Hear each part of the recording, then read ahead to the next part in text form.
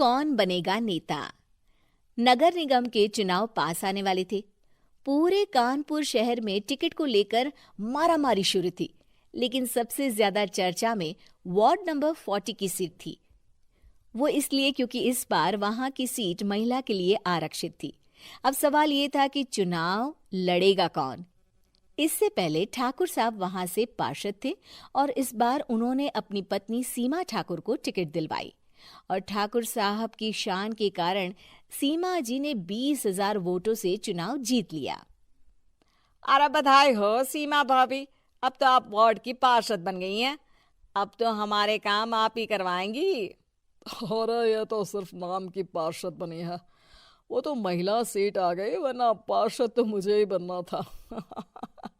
अब भले ही चेहरा इसका होगा, लेकिन पावर तो मेरी ही होगी।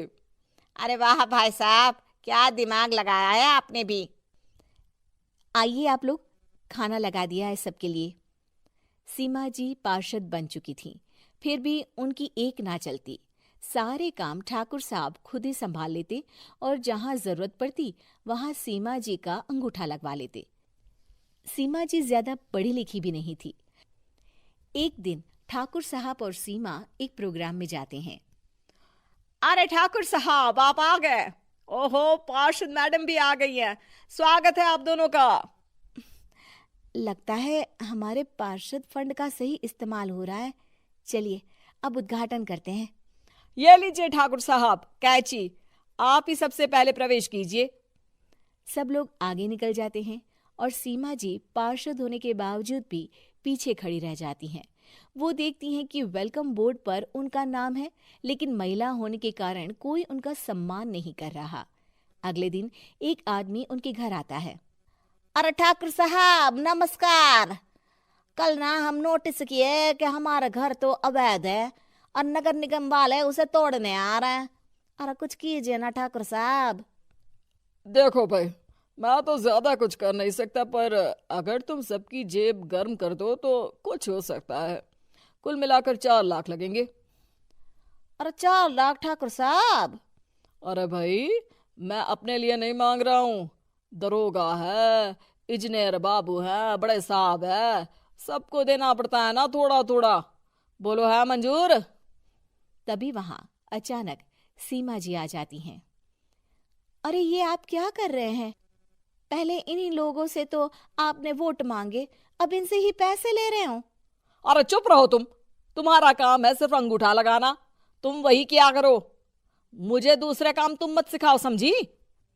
और तुम ना जाओ, अब पैसे लेकर आओ, वरना जेसीबी किसी भी वक्त आती होगी। सब कुछ ऐसे ही चलते रहता है। एक दिन सीमा जी और ठाकुर साहब को एक लोकल मीटिंग में बुलाया जाता है। वहां पर कई और अधिकारी लोग भी मौजूद रहते हैं। अब मैं चाहूंगा कि ठाकुर साहब हमारे बीच 2 शब्द कहें।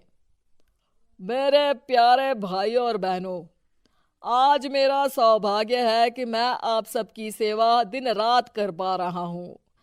आपने मेरी पत्नी को भारी मतों से जिताया है, इसलिए मैं आप सभी का शुक्रगुजार हूं।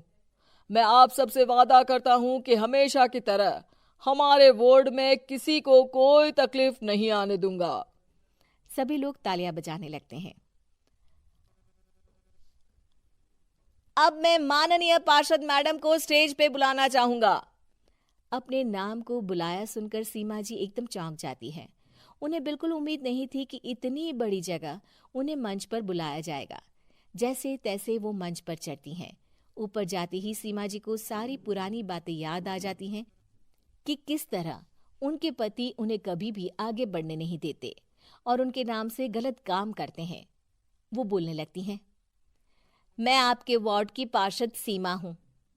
आप में से बहुत कम लोग ही मुझे जानते होंगे, क्योंकि इससे पहले मुझे कभी ऐसा मौका ही नहीं मिला। सारे मौके मेरे पार्षद पति यानी आपके ठाकुर साहब ही लेते रहे, लेकिन आज ये मौका मुझे मिला है तो मैं इसे ऐसे ही नहीं जाने दूंगी। मैं आपको ये बताना चाहती हूँ कि आपके ठाकुर साहब मेरे नाम की आड़ में गैर कानूनी काम करते हैं, जिस पर अंगूठों के निशान मेरे होते थे। इसीलिए मैं अपनी गलती मानती हूँ और आज अपने पद से इस्तीफा देती हूँ, ताकि आगे से कोई गलत काम ना हो पाए। अब फैसला आप सबके हाथ में है कि आप हमें क्या सजा देना चाहते हैं। सीमा जी की बातें सुनकर ठाकुर साहब के चेहरे का रंग उड़ जाता है और वो शर्म से मुंह नीचा करके वहां से चले जाते हैं और पद से इस्तीफा देकर ही सही सीमा जी अपने आप में आत्मविश्वास महसूस करती हैं।